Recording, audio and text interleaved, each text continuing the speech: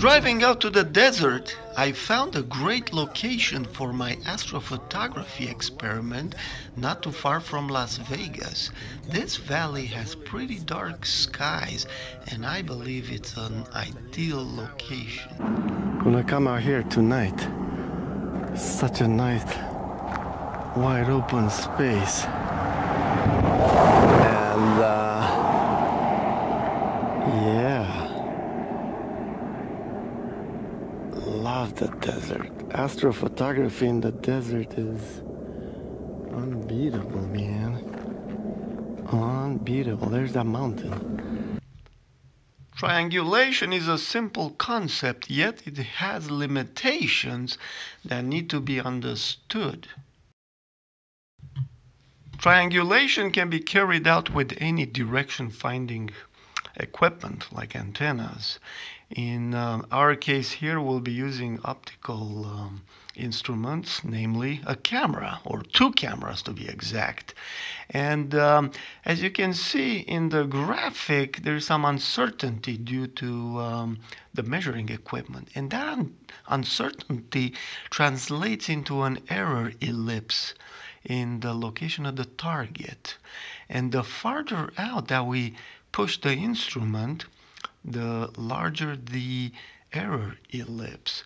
And for our camera and the lens that I'll be using, the 50mm focal length, and given the pixel pitch of the sensor, I have an uncertainty of about 0.0000784 radians. And that translates to a range of 12,755 miles to infinity. So the instrument is useless beyond that, you know. And so you may be wondering, like, why would I even be trying something like this, you know? But just out of curiosity, I said, I'm going to try it, see what happens. And I'm also hoping that by integrating and taking multiple images, I can reduce and average the data to get better resolution, sub-pixel resolution. Now, once we determine the angle A, okay, then we can use the equation we see there. And when we're going for things in the distance, for small angles, it is just D over A. D is the baseline. So I'm pretty excited. At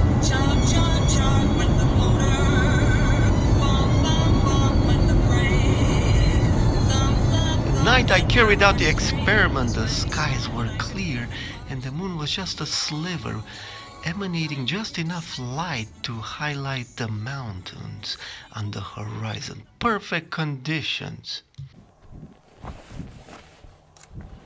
So I'm recording at night.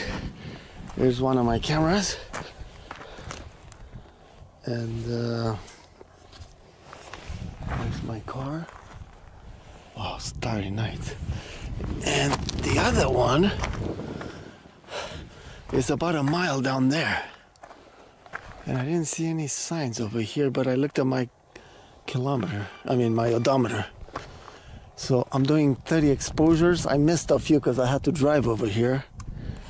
But I'm looking at the mountain. Oh, this is gonna be good, man. This is going to be good.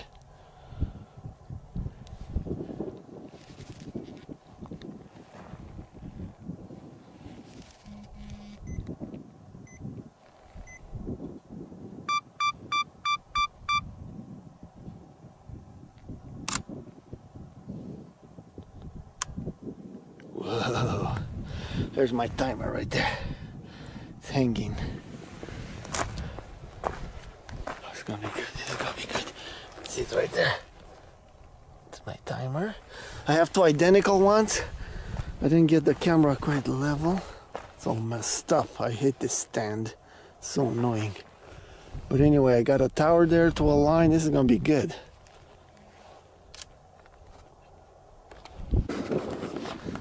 Okay, so mile marker 6. There's my camera right there. See, mile marker 6.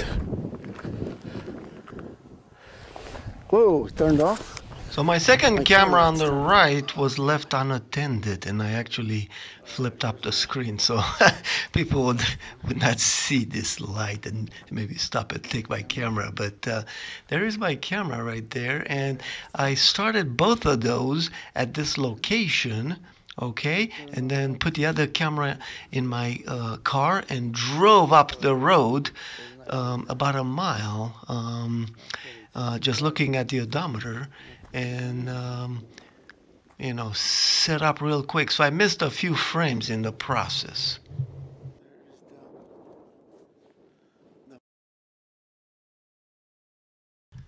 So here's the diagram of my experiment. So I used two cameras separated by 1.177 miles. I had to actually go back and drive and get the distance more accurate. And I use my laser rangefinder as well. But this is to scale on the map exact distances. Okay, so we will determine the angle A. And after we have the angle A, then we can correct the images and align the cameras so they're parallel. Okay, and once they're parallel, then we can get you know, the angles to different stars out there and do the calculations. So, but there's more work. We also have to think about elevation. And notice at the top there on the left, we have to correct for the baseline. There's a 15-degree angle between the road, the Tecopa road, and the direction towards the tower, and I actually aligned on the tower. So I'll show you some images now of how I extract the data. So I chose this mountain, Mount Potassi, because there is an antenna tower on top, and it has this red light beacons. And I'll tell you later why that's very important. And so I bring in two images from the two cameras, and then I copy one onto the other, and I turn the transparency to about 50, and then I shift them and align them. All right. So as you can see here, we can get that looks pretty good. Yeah, maybe in between this position and the other one. Actually, this one looks pretty good. So just visually, I align the two images, and then I begin to measure the distance between, you know, the stars as seen by the two cameras. And here it's very tricky. You have to, there's not a whole lot of stars, but when they overlap, it's hard. So there's 3 in a triangle. So I actually enable visibility, and I kind of memorize. So there's nothing there. Boom, there they are. 1, 2, 3. And so then I just start measuring the distance between the two. And here I notice my screen grab is not showing the dimensions at the bottom, but it's about 849 pixels. So lots of stars, lots of data. So I took 30 frames, but I lost like about 7 for one of the cameras as I was driving to the other location. So I only have about 22 useful ones, but I measured about 8 stars. And so, you know, let's say 10. If I do 10 times 20, you know, I'll have like 200 data points. But I actually just analyzed about 70 or so, and I realized the statistics are actually pretty good, as you'll see. It will blow your mind. Yes, my friends, I have done it. Before we look at the data, here's the map. So we're going to zoom in and look at the towers as well. it's very critical that we get the dimensions accurate. So there's the tower FM station up there, and here we're going out to mile marker 6. That was the camera on the right, and we will have a look in street view.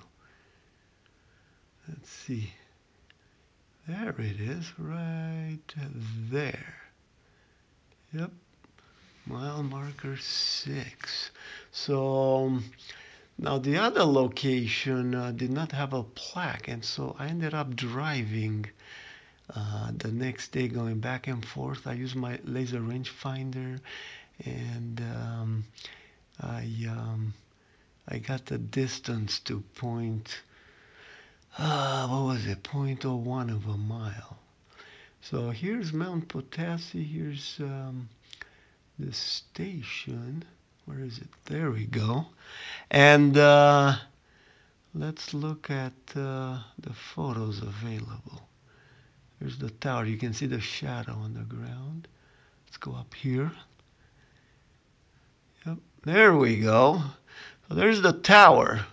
And yeah, it has the lights on it, and that enabled us to align the images. So pretty cool. And I'm out there, somewhere out there.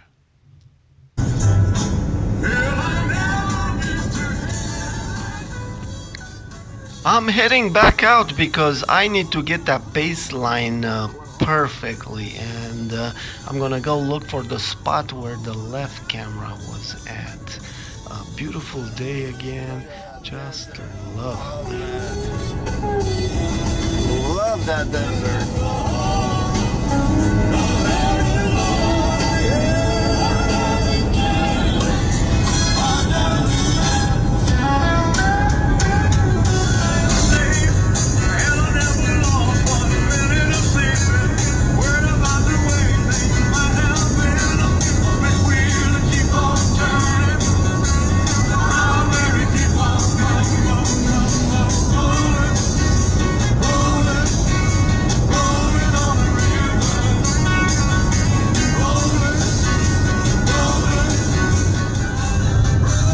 Here's all the construction that I saw last night.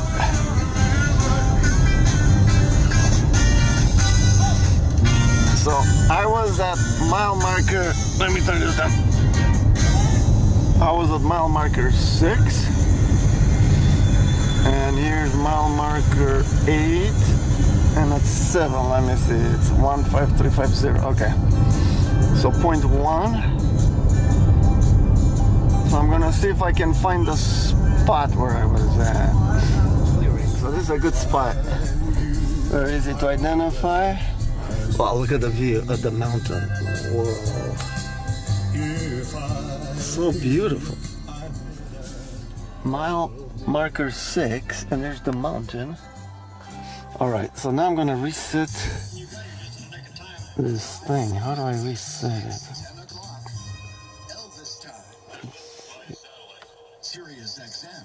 Okay, I reset the trip meter.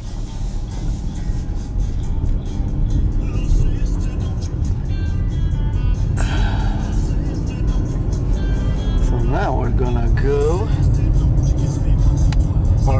go to about a mile, and I put some rocks out there. We'll find them. The desert looks pretty cool.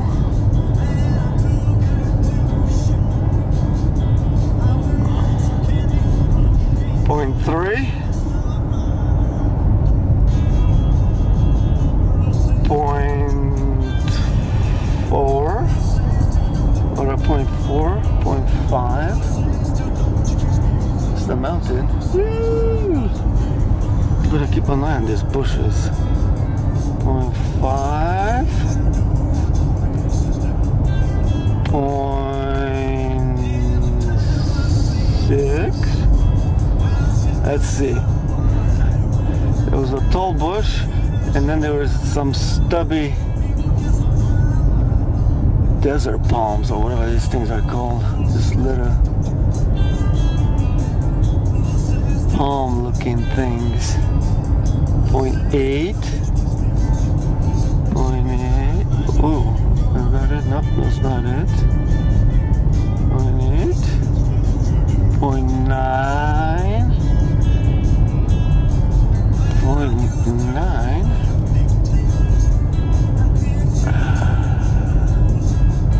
1 mile.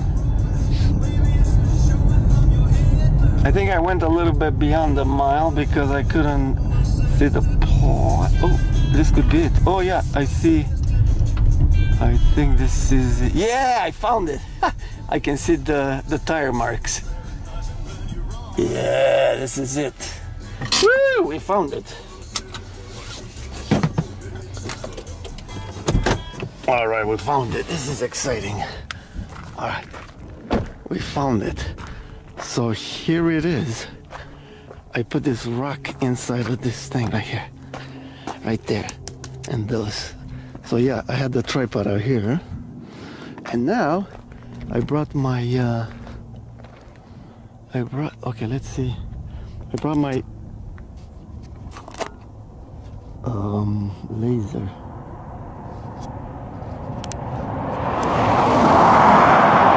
Let's see. Can I see that thing from here?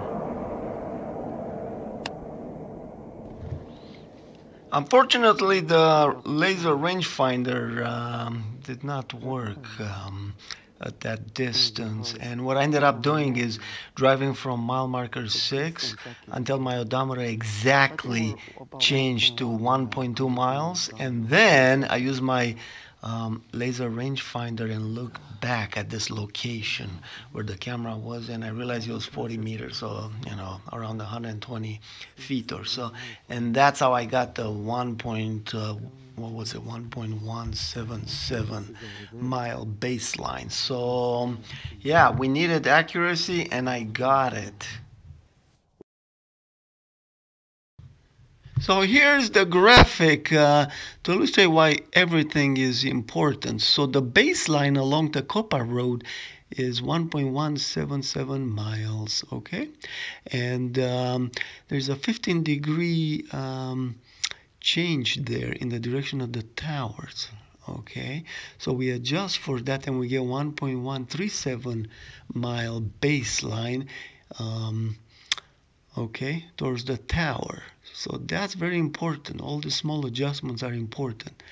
Then the distance, as seen from the top, is 17.32 miles, the yellow triangle on the ground, to the right side camera, okay? Then the difference in elevation is about 5,300. Notice that there's a slight elevation between left camera and right camera. So average is like 3,150. Okay, the tower is 8455. Yeah, so it's about 5,300 feet. And we use that with 70.32 miles to get the 3.32 degree difference. Okay, so we can get the slant range to the tower of 17.04 miles. Now, since this angle is so small, the angle alpha or A, which is 0.066725, you know, the difference between an arc segment and the chord is actually very small. So the D over A approximation will hold.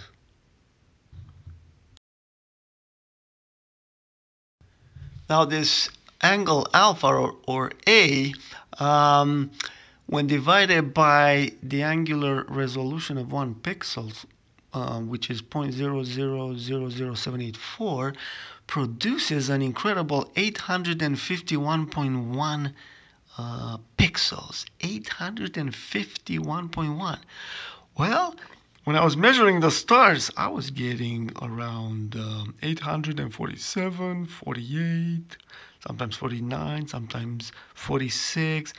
And it just blew me away. I said, whoa, that is incredible. Anyway, this angle alpha is the angle that if we shift the image by that amount, then the two cameras are calibrated and exactly perpendicular. But we don't really have to do that. We just take the difference between the distance of the stars, that we measure, and 851.1, and that gives us the difference in angle from the stars to the antenna. And what I found out just blew me away, folks. Have a look at this. I plotted all my data in a histogram and found the average 847.63 pixels, standard deviation, and the confidence interval, and plugged that into my equations, and I was blown away.